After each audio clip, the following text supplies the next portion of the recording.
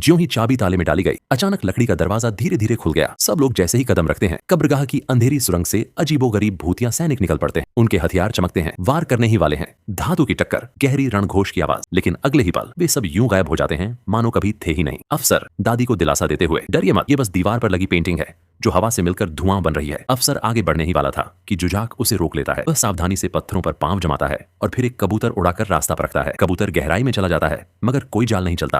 अफसर खुश होकर सिपाहियों को बढ़ने का आदेश देता है, लेकिन तभी पत्थर खिसकने की आवाज, चीख, पैरों के नीचे की जमीन अचानक धंस जाती है। जुझाक फौरन रस्सी फेंकता है। एक सिपाही कसकर पकड़ लेता है, दूसरा उसके पैर थामे रहता है, मगर नीचे गिरा सिपाही हाथ न जमा सका। एक दर्दनाक चीख के साथ खाई में जा गिरा। नीचे उबल रहा था एक खतरनाक तरल।